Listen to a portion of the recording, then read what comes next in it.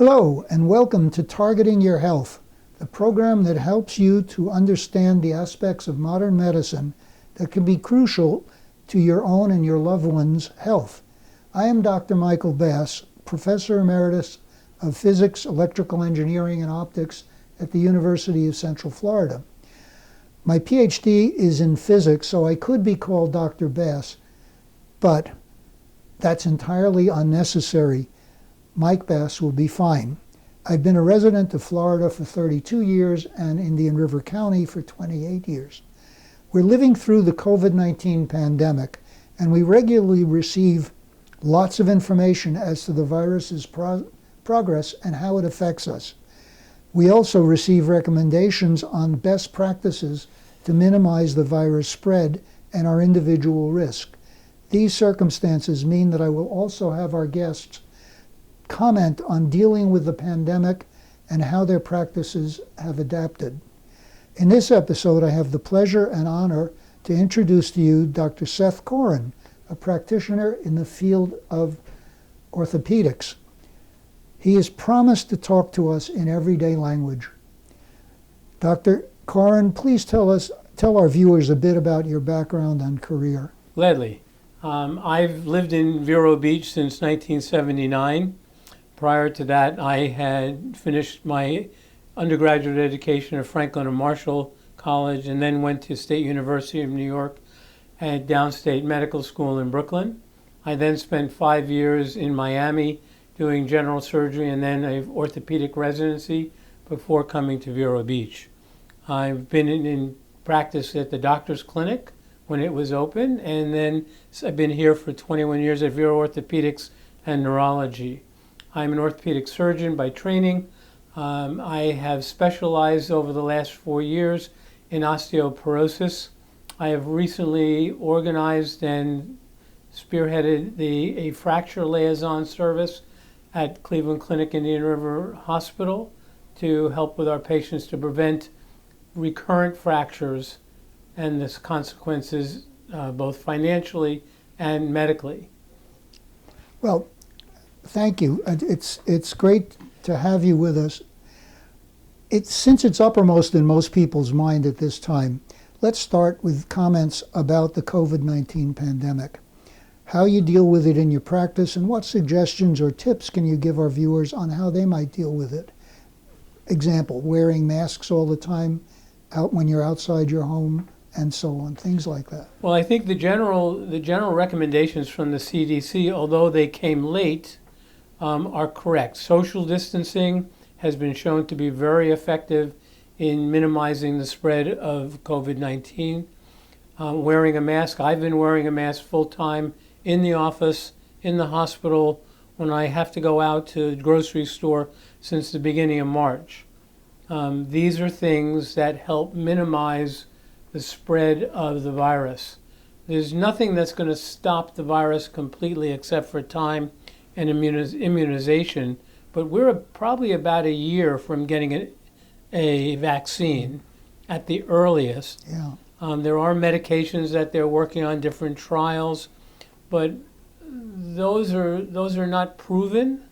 And so at this point, the things that you can do is to protect yourself and also protect others, because it's an exponential growth.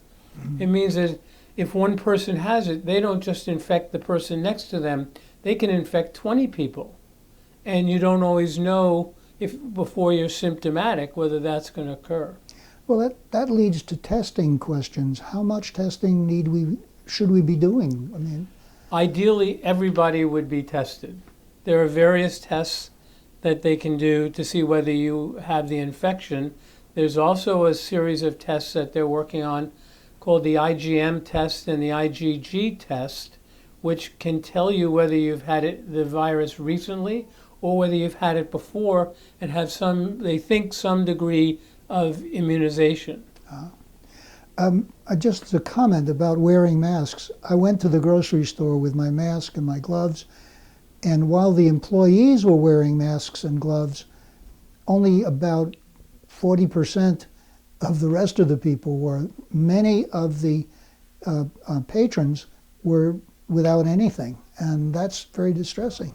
It is, because not so much that they're going to get the virus, but more importantly that they're going to give it to you. Mm-hmm. And if you're not protected, the estimation is that a cough will go approximately 6 feet. That's why they say social separation of 6 feet.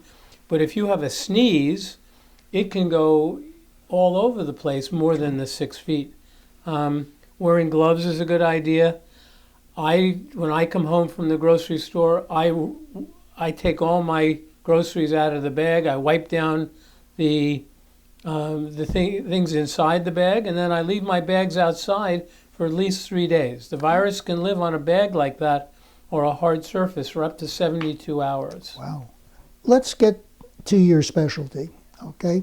Your specialty is orthopedics, and people want to know what sort of, well, maybe you're specialized in certain areas, but an orthopedist or Well, I can tell you what we do at Vero Orthopedics. That'll be good. And we've been doing this for quite a while now. One of the things we've done is that in the lobby, we've separated our chairs to limit the number of people sitting next to you.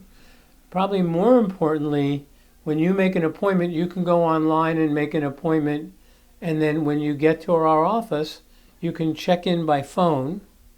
You can sit in the car until you're ready, and then we'll take you directly back to the room so you're not sitting in a lobby full of people. That limits your exposure and makes it much safer. We take everybody's temperature before they come in our employees as well.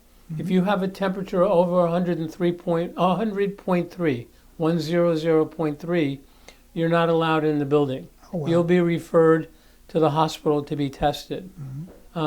If you've come from an area that's a high risk area, if you have a cough, if you've lost your sense of smell, these are all signs of the COVID-19 virus, then you'll be referred for treatment.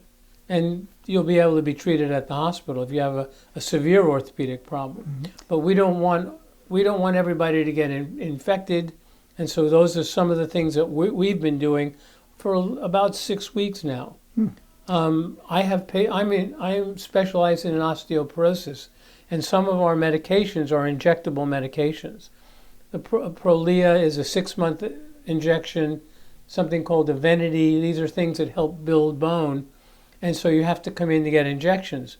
We will meet our patients at a special spot in the parking lot that's separated.